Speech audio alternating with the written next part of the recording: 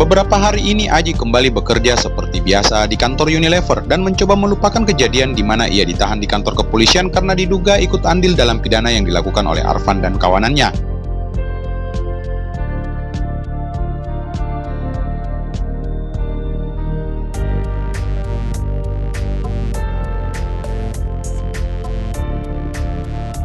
Aji juga mencoba bersikap biasa saat ia berkunjung di kantor distributor dan di mana ia bertemu dengan para jajaran manajer Triga MP. Ia tak sedikit pun memperlihatkan wajah kekecewaan terhadap apa yang pernah ia hadapi.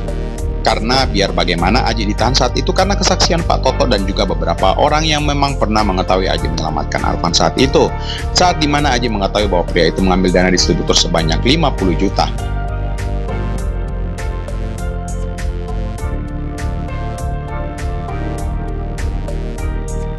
Dan tak terasa Aji sudah bekerja selama 4 bulan di perusahaan ini. Suka maupun duka ia telah lewati. Bahkan saat ini persidangan Arfan pun telah ia lewati, di mana sebelumnya Aji mendapatkan surat panggilan dari kantor kejaksaan untuk menjadi saksi dari kasus pidana penggelapan dengan pasal 374 KUHP. Saat itu Aji hanya menjawab sesuai arahan dari Ibu Mary dan semuanya berjalan lancar tanpa menyangkut pautkan Aji ke dalam kasus tersebut.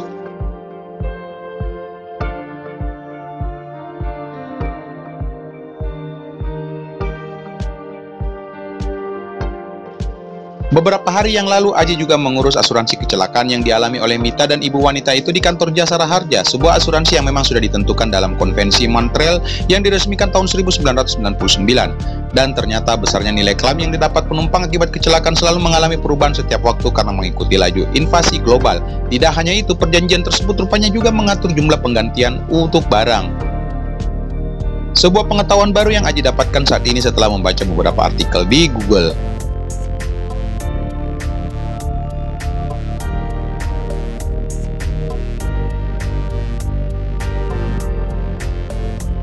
Insiden kecelakaan yang menimpa maskapai penerbangan dan menyebabkan hilangnya Mita dan ibunya saat ini harusnya pihak keluarga sudah wajib mendapatkan asuransi saat ini. Dan Aji pun mendapatkan informasi bahwa Direktur Eksekutif Asosiasi Asuransi Umum Indonesia menjelaskan bahwa memang diharapkan semua pihak keluarga segera mengklaim asuransi tersebut saat ini juga.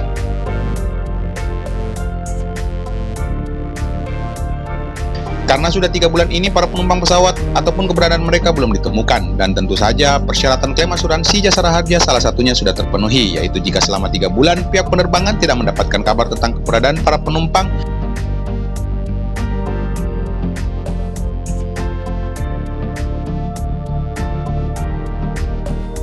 maka semuanya dianggap telah meninggal dan pihak keluarga wajib mendapatkan asuransi tersebut dengan jumlah yang tidak sedikit. Yang membuat Aji terkejut adalah informasi mengenai nilai pertanggungan yang akan didapatkan oleh Dea, yaitu keluarga Mita sendiri, maksimal 1,725 miliar per orang jika kondisinya meninggal dunia atau cacat total akibat mengalami kecelakaan pesawat udara.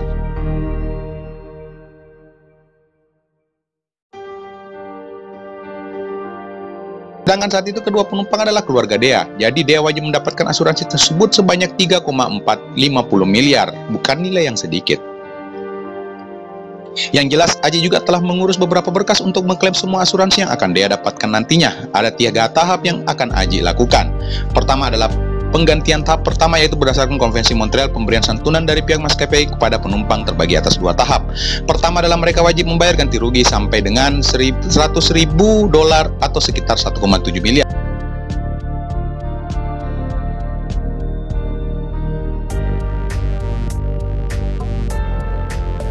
Jumlah tersebut bisa berlaku kalau si korban meninggal dunia atau mengalami luka serta mendapat cacat tetap.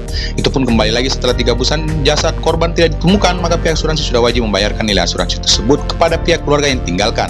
Karena perlu diketahui penggantian tahap pertama yang sifatnya wajib, jadi pihak maskapai tidak boleh mengajukan keberatan atau banding. Proses klaimnya juga sangat mudah, di mana saat Aji mendatangkan kantor Jasara Harja, Aji dipersilakan mengisi sebuah formulir dan Aji mengisinya dengan sejujurnya berdasarkan dokumen-dokumen yang ia bawa. Saat itu juga Aji membawa Dea bersama kedua orang tuanya untuk berjaga-jaga jika memang ditanyakan tentang keberadaan anak itu.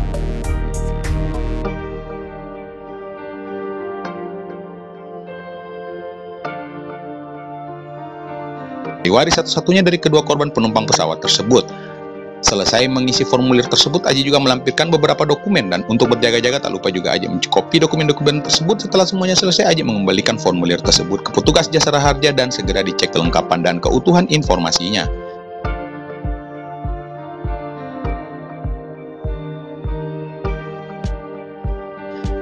Dan Aji disuruh menunggu untuk pemeriksaan lebih lanjut untuk berkas-berkas klaim yang Aji lakukan saat itu. Tidak perlu menunggu lama, hanya 3 jam saja akhirnya keputusan bahwa memang benar dia adalah ahli waris dari kedua korban tersebut berhak mendapatkan nilai asuransi itu dengan catatan Aji harus memberikan semua jumlah asuransi tersebut ke anak itu. Sebelumnya juga Aji disuruh mengurus tabungan pribadi dia untuk ditransferkan dana asuransi tersebut dengan jangka waktu selambat-lambatnya 3 bulan ke depan. Setelah itu Aji menghadap ke kantor penerbangan Lion Air untuk mengklaim asuransi tahap kedua.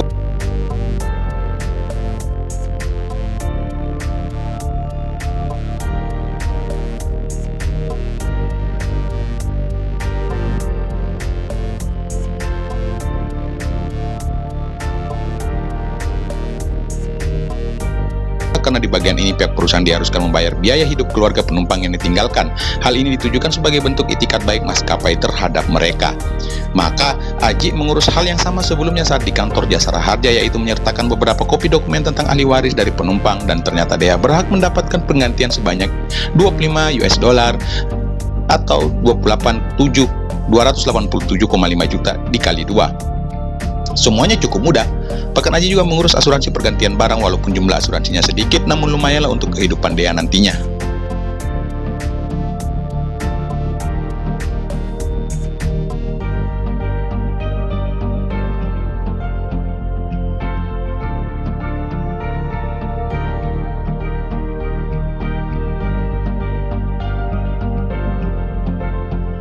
Beberapa hari kemudian, di kantor pusat Unilever terlihat Pak Putu dan Pak Tono sedang meeting dengan tim HR Service beserta tim fraud untuk membahas masalah Aji.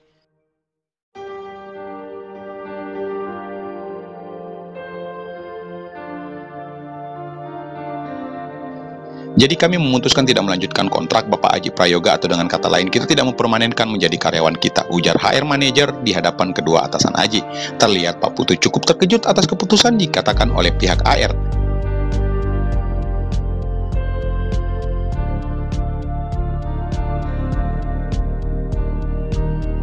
Sepertinya alasan yang ibu katakan tidak masuk akal loh, karena di sini kan Aji tidak terbukti bersalah melakukan penggelapan di kantor distributor, ujar Pak Putu mencoba melakukan protes.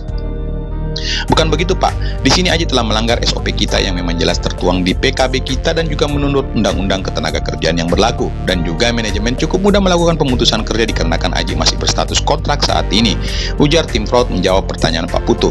Ingat loh Pak, membiarkan karyawan bawahannya melakukan pelanggaran saat itu sudah cukup membuktikan bahwa Pak Aji melanggar SOP kita.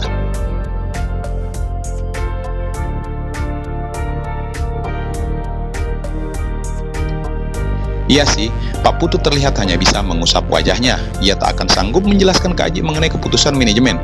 Bagaimana tidak sebelumnya Aji yang tidak bersalah harus ditahan di kantor kepolisian, dan sekarang ia harus kehilangan pekerjaannya dan juga karirnya akan kandas sampai di sini.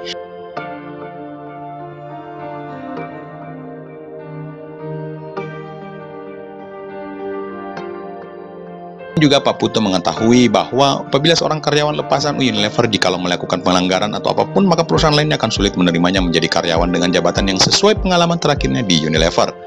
Karena tentu saja pasti Aji akan ditanya apa alasan dia keluar dari Unilever, karena tepat 6 bulan ia resign atau keluar dari Unilever.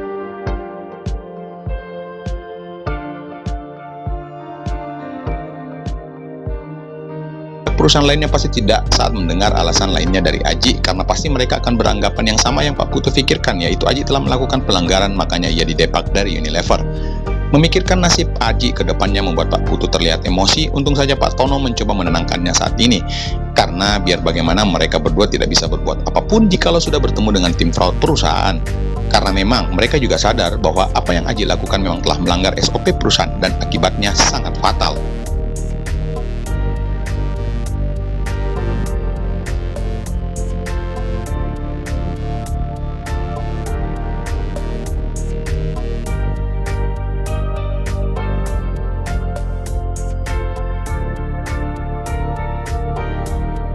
Emangnya tidak bisa dipertimbangkan lagi ya Pak keputusan manajemen kali ini, mengingat kita akan kehilangan tim terbaik loh seperti Aji, ujar Pak Putu kembali. Tidak Pak, ini sudah keputusan terbaik dari manajemen.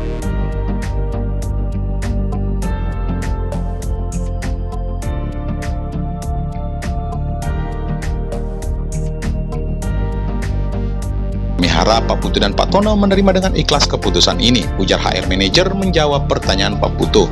Setelah menghela nafas panjang, akhirnya Pak Putu keluar dari ruangan dengan penuh emosi.